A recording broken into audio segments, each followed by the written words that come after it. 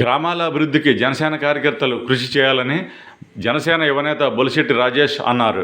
తాడేపల్లిగూడెం నియోజకవర్గం పెంటపాడు మండలం మీనవల్లూరు గ్రామానికి చెందిన పలువురు ఆదివారం జనసేనలో చేరారు. ఈ సందర్భంగా రాజేష్ మాట్లాడుతూ తాడేపల్లిగూడెం నియోజకవర్గ అభివృద్ధికి, ప్రజల సంక్షేమానికి ఎమ్మెల్యే బొలిశెట్టి శ్రీనివాస్ చేస్తున్న కృషికి ఆకర్షితులై అనేక మంది జనసేనలో చేరుతున్నారని అన్నారు.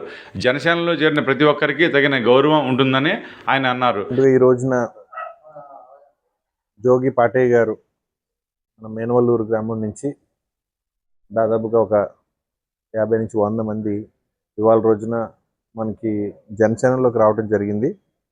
అయితే ఏదైతే మా పెంటపాడు మండలం అధ్యక్షుడు పుల్లబాబు గారు ఇందాక చెప్పినట్లు, ఏదైతే ఆ ఊరు నుంచి ఇవాళ దాదాపుగా చాలామంది వైఎస్ఆర్సీపీ నుంచి ఇవాళ ఇక్కడ మనకి జాయిన్ అవ్వడం జరిగింది.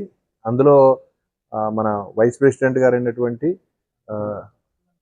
లంకా గణపతి గారు, అలాగే వైఎస్ఆర్సీపీ మెంబర్స్ ఉన్నారు. అందులో మెంబర్గా ఉన్నటువంటి వ్యక్తులు, అలాగే యూత్ ఎవరైతే వైఎస్ఆర్సీపీ యూత్గా ఇంతకు ముందు దానికోసం కష్టపడున్నారో వాళ్ళందరూ కూడా మన దాంట్లో జాయిన్ అవ్వడం జరిగింది. అలాగే మన జోగి పాటయ్య గారు ఏదైతే ఇవాళ జాయిన్ అయ్యారో, అయితే పూర్వం ఆయన 2021లో ఆయన టీడీపీ నుంచి ఆ ఊరి యొక్క రాజకీయాల్లో బలంగా పనిచేసి ఉన్నప్పుడు కూడా ఏదో చిన్న తేడాతో అయినప్పటికీ కూడా తర్వాత ఆయన పార్టీ బలోపేతానికి, పార్టీ కోసం ఆయన కష్టపడటం జరిగింది. అలాగే మొన్న 2024లో మనకి జరిగిన ఏదైతే ఎలక్షన్స్లో మన కూటమి గెలుపు కోసం ఆయన 100% ఆయన కష్టపడ్డాడు. అయితే ఏంటంటే మన ఎలక్షన్స్ అయిన తర్వాత ఎక్కడో ఆయనకి కాస్త మనస్తాపన చెందే విధంగా మరి ఆయనకి పార్టీలో ఉంటూనే, టీడీపీలో ఉంటూనే ఆయన ఎక్కడో చిన్న మనస్తాపన చెందటం, దాని నుంచి మరి ఆయన బయటికి రావాలని అనుకోవటం జరిగింది.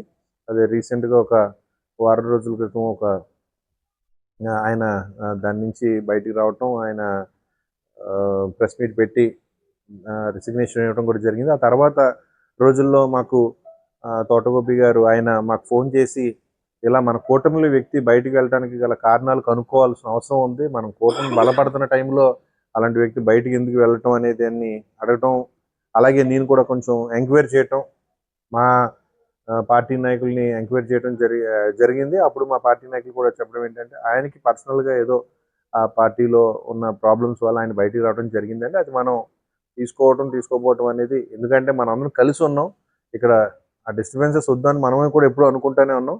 అయినప్పటికీ కూడా ఆయన అందులోంచి వెళ్ళిపోవడం జరిగింది కాబట్టి ఆయన వదిలేసుకునే ఆలోచన కూటమికి లేదు అని మనం వెళ్ళి ఆయన అడగడం జరిగింది. మీరు దయచేసి కూటమి నుంచి బయటికి వెళ్ళాల్సిన ఇది తీసుకోవద్దని చెప్పడం జరిగింది. ఆయన కూడా దానికి సానుకూలంగా స్పందించి, అయితే ఏదైతే ఆయనతో పాటు ఆయనకున్న అనుచరులు అనుకోవచ్చు, లేకపోతే ఆయనకున్న అక్కడున్న మంచి స్నేహితులు అవ్వచ్చు, వారందరూ కూడా వైసీపీ నుంచి కూడా మన జనసేనకి రావడానికి వాళ్ళందరూ ఇష్టపడుతున్నారని చెప్పి ఆయన తెలియజేయడం జరిగింది. సో మళ్ళీ ఆ వైసీపీ నుంచి వచ్చే వాళ్ళందరినీ కూడా మన జనసేనలో చేయించాలనే ఉద్దేశంతో ఆయన కూడా మళ్ళీ బయటికి వెళ్ళినప్పటికీ కూడా మళ్ళీ మన దాంట్లోకి, మన జనసేనలోకి ఆయన రావడం జరిగింది. అందుకు మాత్రమే మనం ఆయన్ని ఇవాళ ఇలాగ మనం తీసుకోవడం జరిగింది తప్ప మన కూటమిలో మనకి ఎటువంటి ఇష్యూస్ క్రియేట్ చేయాలనేది అయితే కాదు.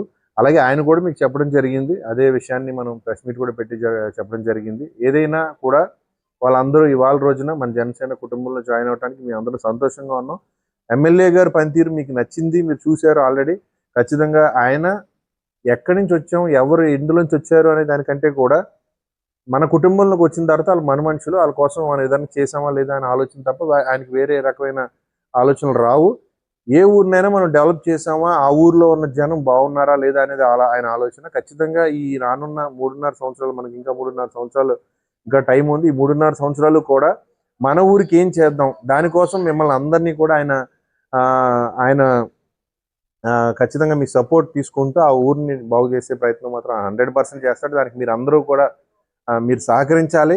రానున్న రోజుల్లో మనకి ఏదైతే ఈ లోకల్ బాడీ ఎలక్షన్స్ ఏదైతే వస్తుందో దానికి వాటన్నిటి దృష్ట్యా మీరందరూ కూడా కొంచెం మనకి సహకరించి ఎక్కడా కూడా వేరే పార్టీకి అవకాశం ఇవ్వకుండా అదే సక్సెస్ఫుల్గా మనం ఎలక్షన్ని జరిపించాలి.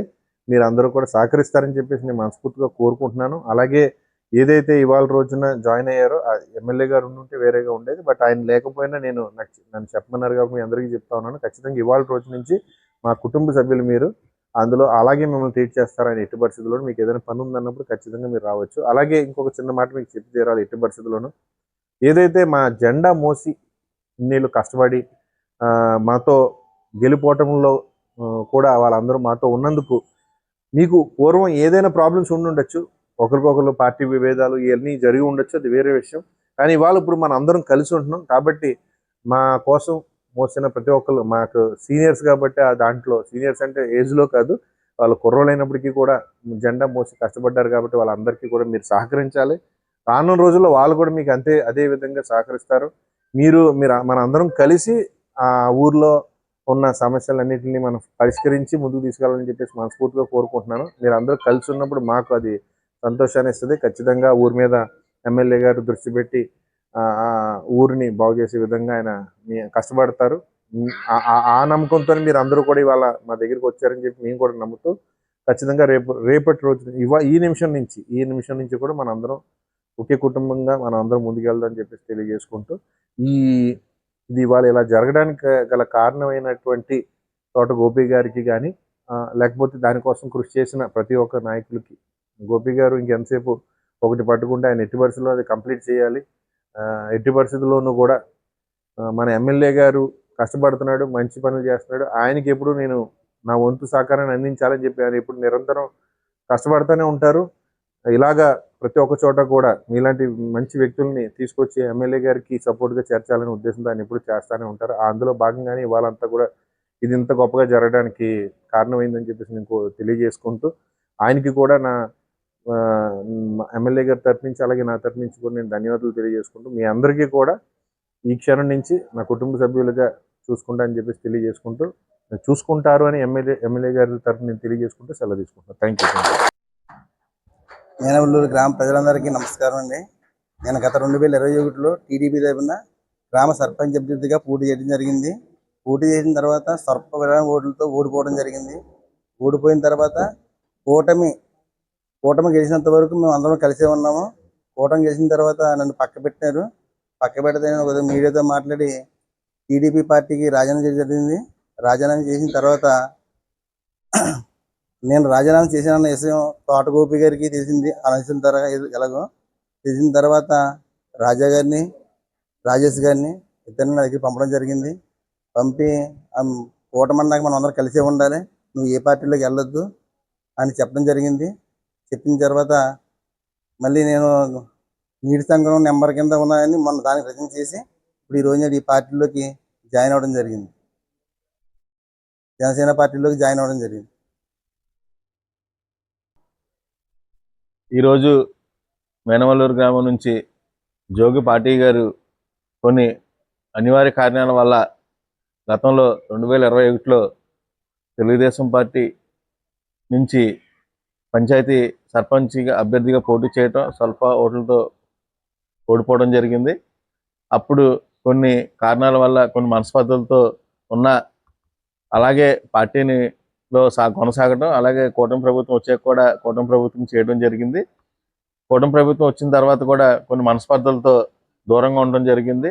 అతను మొన్న పార్టీకి రాజీనామా చేశారని తెలియడంతో మా యువ నాయకులు బుల్సెట్ రాజేష్ గారు అలాగే రాజా గారు వెళ్ళి, నీకు ఎందుకు నువ్వు రాజీనామా చేసావు, ఇలాగ మనందరం కలిసి ఉన్నాం కదా, నువ్వు వేరే పార్టీని వదలడం ఎందుకు అని అడిగితే, అది నేను అవుతే కనుక వేరే పార్టీలో జాయిన్ అవుదాం అని అనుకుంటావు, ఎందుకులే నువ్వు మన కూటమి నుంచి దూరం అవ్వద్దు, కూటమిలోనే ఉంది కానీ నాతోనే ఉంది కానీ అని సర్ది చెప్పడం, అలాగే నేను అవుతే కనుక వాళ్ళతో కలిసి వెళ్ళలేనని చెప్పడంతో ఈరోజు ఇక్కడ పార్టీతో పాటు కొంతమంది వైసీపీ నాయకులు కూడా ఇక్కడ జనసేన పార్టీలో మన ఎమ్మెల్యే గారి కార్యాలయంలో బుల్సెట్టి రాజేష్ గారు అలాగే తోట రాజా గారి ఆధ్వర్యంలో జాయిన్ అవ్వడం జరిగింది ఈరోజు.